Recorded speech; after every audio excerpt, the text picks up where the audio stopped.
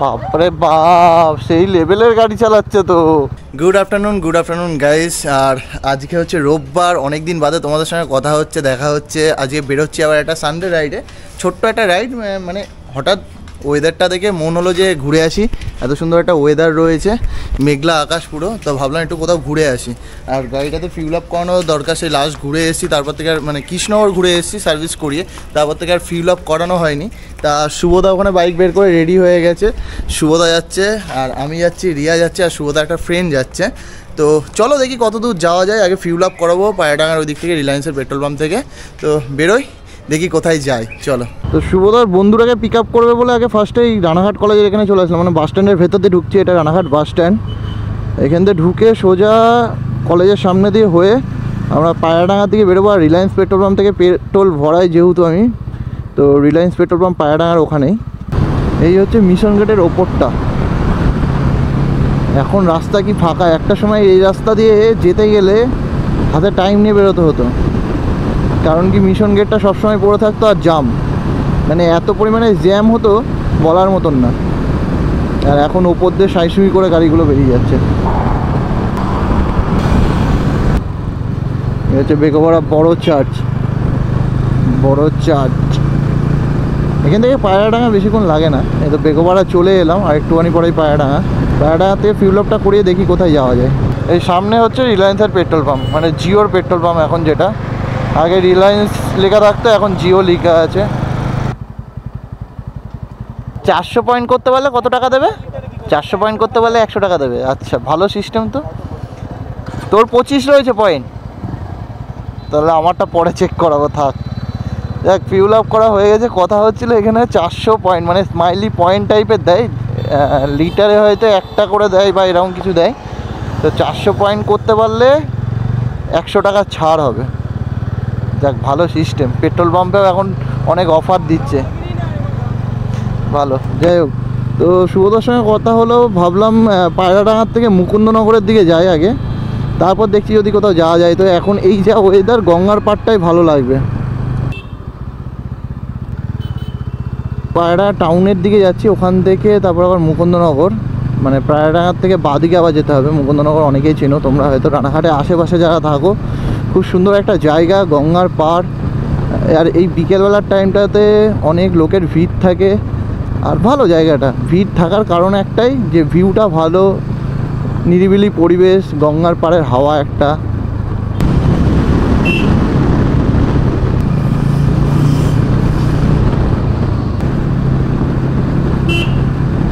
তো এইখান থেকে, এই চৌরাস্তা মোড় থেকে প্রত্যেকবার আমরা সোজা আসি এই ডান দিকের রাস্তাটা ধরে, ওটা দিয়ে কোটমোড় হয়ে আমাদের সোজা রাস্তা পড়ে। বাট যেহেতু এবার হাই রোড ধরে এলাম, তাই বাদিকে ঢুকে যাচ্ছি পায়রাডাঙ্গার ভেতর দিয়ে। এই রাস্তাটা আমার দারুণ লাগে, প্রত্যেকবারই বলি, আমার খুব পছন্দের একটা রাস্তা এটা। খুব সুন্দর লাগে এই রাস্তাটা।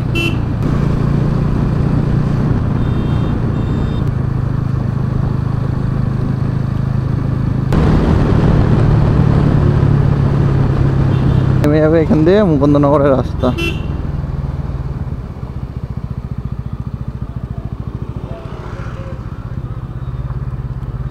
দেখি দাঁড়ায়, শুভদারা আসুক। 5 মিনিটে বেশি হয়ে গেছে, শুভদাদার জন্য দাঁড়িয়ে রয়েছি। ওরা আসলে ওই পায়রাডাঙ্গা রেল গেটটাতে আটকে গেছে, তাই বললো তুই এগো, আস্তে আস্তে বেরিয়ে গেছি, আসছি। তা আমি আবার আগানো শুরু করলাম, চলে আসবে এক্ষুনি। যাই হোক, যাবো তো সেই মুকুন্দনগরই, মানে শেষ এই রাস্তা শেষ মুকুন্দনগরই পড়বে। আর বাঁদিকে আবার চলে যাওয়া যায়, বাঁদিকে গেলে চাকদা বেরোনো যায়, কিন্তু এখন তো আমরা মুকুন্দনগর যাব। চলে এসেছি মুকুন্দনগর, ওই যে সোজা দেখা যাচ্ছে মুকুন্দনগর। অনেক দিন বাদে, সত্যিই অনেক দিন বাদে মুকুন্দনগরে এখানে দাঁড়াই। শুভদারা দেখি কোথায় যাই। যাই হোক, মুকুন্দনগর তো চলে এসেছি, কোন দিকে ঢুকবে এখন সেটাই হচ্ছে বড় কথা। বাঁদিকেই ম্যাক্সিমাম টাইম আমরা বসি। দারুণ জায়গা, দারুণ জায়গা। আমার বাড়ি একটু কাছে হলে রেগুলার আসতাম।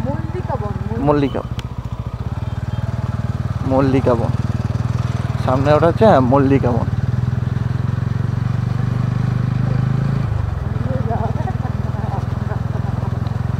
রাস্তা ভালো করেছে মনে হচ্ছে, বাপরে বাপ, সেই লেভেলের গাড়ি চালাচ্ছে তো, তাল সামলাতে পারছে না, দিচ্ছিল এক্ষুনি ঠুকে। যাক চলে এসেছি, দেখি এখানে দাঁড়ায়। এ কোথায় বসবি? নিচটাতে বসবি? চ। দারুণ সুন্দর জায়গাটা, বসে পড়েছি আমরা। আর শুভদা কিছু খাবার টাবার আনতে গেছে ওপরে, আর রিয়া নতুন হেলমেট কিনেছে তাই দেখাচ্ছে। দেখাও, সামনে দিয়ে দেখাও। আচ্ছা, এটা রিভিউ পরে দিয়ে দেবো, জাস্ট হেলমেটটা তোমাদেরকে দেখালাম। খুব কম পয়সায় পেয়েছি হেলমেটটা, আর কোথার থেকে নিয়েছি না নিয়েছি সেইগুলো তোমাদেরকে পরে একটা ডিটেলসে বলে দেবো। এটা ভেগারই হেলমেট, আমারও ভেগার, এটাও ভেগা, এটাও ভেগা। তো এটা অনেক কমে পেয়েছি। এটা ভেগা মনে হয় সোনিক, ভেগা সোনিক, আর এটা ভেগা বোল্ট। এটা ভেগা বোল্ট, এটা ভেগা সোনিক। তো এটা রিভিউ আর কোথা থেকে নিয়েছি, কত কি দাম পড়েছে সেগুলো পরে দেবো। আপাতত এখানে ঘুরতে এসে এটা আগে ঘুরে, sorry sorry sorry sorry sorry, লাগেনি তো? ঠিক আছে। হাওয়া নেই, হাওয়া নেই, সত্যি হাওয়া দিচ্ছে না একটু, মানে গরমের মধ্যে বসে রয়েছি, একটু হাওয়া নেই। আর গঙ্গার পাড়,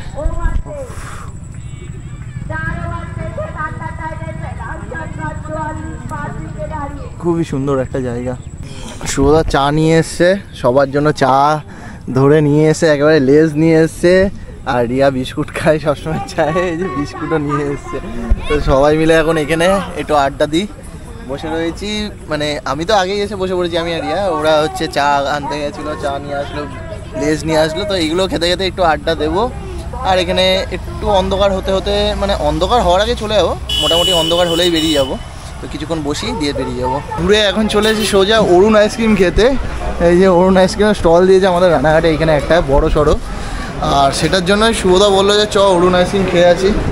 আর অরুণ আইসক্রিম মানে 5 টাকা 10 টাকা আইসক্রিম পাওয়া যায়, এই একটা জিনিস ভালো। কি নিচ্ছিস তুই?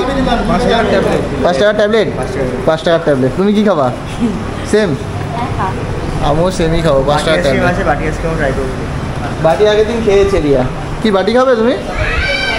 মানে বাটি আইসক্রিম খাবে?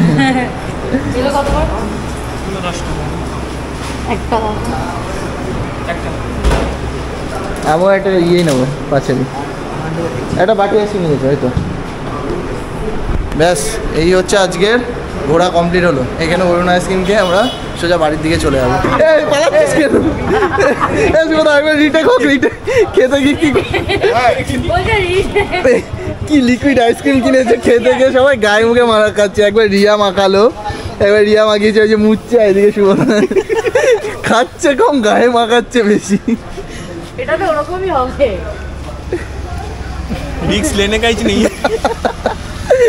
ও শুভ দাড়ি গোপ দিয়ে সব মাখি, হ্যাঁ পুরো মেখে গেছে। আর